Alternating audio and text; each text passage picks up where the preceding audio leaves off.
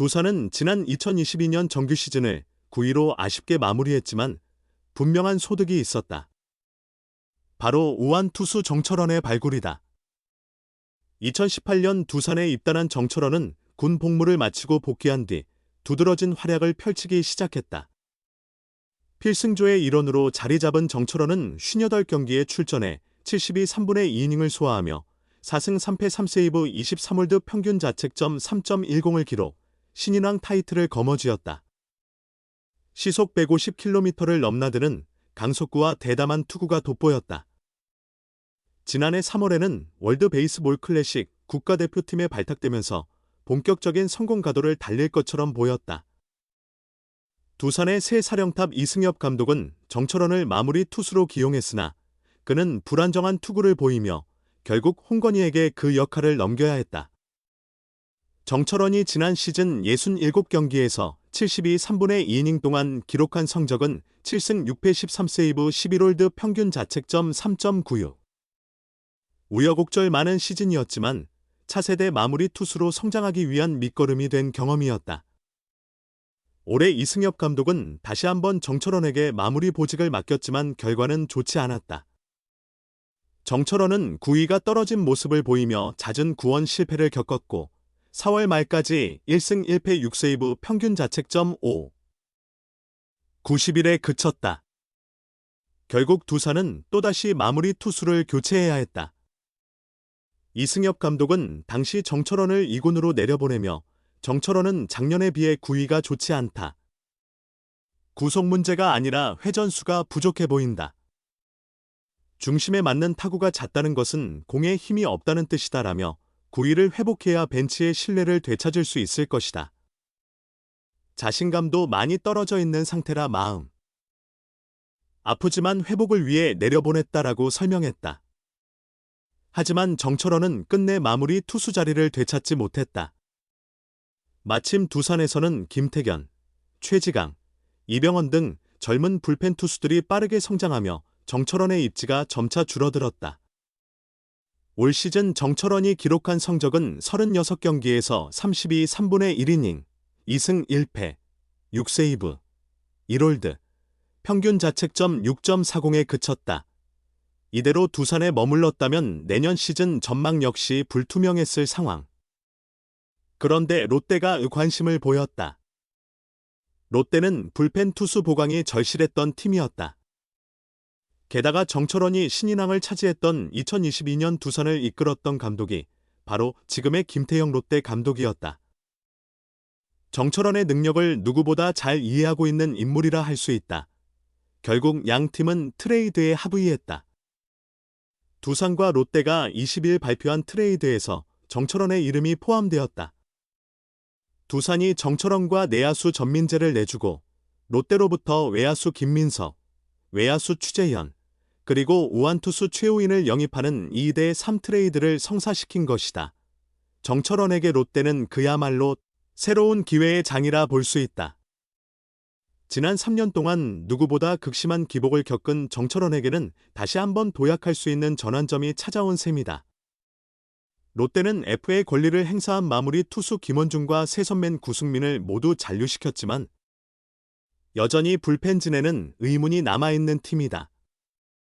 올해 부상으로 고전했던 최준용과 전미르 역시 내년에 얼마나 건강한 상태로 복구할지 지켜봐야 한다. 롯데가 1라운드 유망주 김민석까지 내주며 정철원을 영입한 것은 그를 내년 시즌 1군 불펜 투수로 적극 활용할 계획 없이는 설명할 수 없는 행보였다. 지금까지 트레이드를 통해 야구 인생의 전환점을 맞은 선수들이 여러 명 있었다. 정철원 역시 충분히 그 흐름을 이어갈 가능성이 있다. 무엇보다 두산 시절보다 더 많은 기회를 얻을 수 있다는 점이 긍정적이다. 정철원이 과거의 구위를 회복하며 자신감 넘쳤던 모습을 되찾는다면 내년에는 롯데도 정철원도 모두 웃는 시즌을 보낼 수 있을 것이다. KBO 신인왕 출신 불펜 투수가 새로운 팀으로 이적했다. 정철원이 이제 거인군단의 일원이 됐다. 롯데 자이언츠는 22일 보도자료를 통해 두산 베어스와 2대3 트레이드를 단행했다고 발표했다. 이번 거래로 두산의 투수 정철원과 내야수 전민재가 롯데 유니폼을 입었으며 롯데의 투수 최호인, 외야수 김민석, 추재현은 두산으로 이적했다. 가장 주목받는 이름은 역시 정철원이다. 2018년 2차 2라운드로 두산에 입단한 그는 1군 데뷔 시즌이었던 2022년에 72 3분의 2이닝 동안 4승 3패 23홀드 3세이브 평균 자책점 3.10을 기록하며 KBO 신인상을 수상했다. 당시 두산 감독이었던 김태형은 정철원의 잠재력과 발전 가능성을 높이 평가하며 그를 중용했고 정철원은 그 기대에 부응하며 빠르게 자리를 잡았다. 김태형 감독의 이임 이후에도 두산 불펜의 주축으로 활약한 정철원은 지난해 67경기에서 72 3분의 2이닝 동안 7승 6패 11홀드 13세이브 평균 자책점 3. 96을 기록하며 꾸준한 성과를 냈다. 그러나 2024 시즌에는 36경기 32 3분의 1이닝 동안 2승 1패 1홀드 6세이브 평균 자책점 6.40으로 기대에 못 미치는 성적을 냈다. 그의 1군 통산 기록은 161경기에서 177 3분의 2이닝, 13승 10패 35홀드 22세이브 평균 자책점 4.05이다. 아쉬운 성적으로 2024 시즌을 마무리한 정철원이었지만 롯데는 그의 잠재력과 반등 가능성을 높이 평가하고 있다. 선수와 감독이 서로를 잘 아는 만큼 그의 이적이 긍정적인 결과로 이어질 것이라는 기대가 크다. 이미 FA, 자유계약로 김원중과 구승민과의 재계약을 마친 롯데는 이번 트레이드로 불펜 강화 의지를 다시 한번 드러냈다. 롯데 관계자는 불펜진 강화와 내야 뎁스 보강을 위해 트레이드를 추진했다며 정철원이 불펜에서 즉시 전력으로 기여하고 전민재는 내야 수비에서 뛰어난 경쟁력을 발휘할 것으로 기대한다고 밝혔다. 롯데와 두산의 트레이드뿐 아니라 이번 스토브리그에서는 불펜 투수들의 이동과 계약이 큰 주목을 받고 있다. 트레이드와 FA, 자유계약, 시장에서 불펜 투수들의 존재감이 한층 더 뚜렷하게 드러났다. 이는 불펜 투수들의 가치가 높아졌음을 보여주며 여러 팀이 불펜 강화의 중요성을 절실히 느끼고 있음을 의미한다. 출발점은 지난달 31일 이루어진 트레이드였다. CSG 랜더스와 KT 위즈가 좌완 투수 오원석과 우완 투수 김민을 맞바꾸는 1트레이드를 진행했다.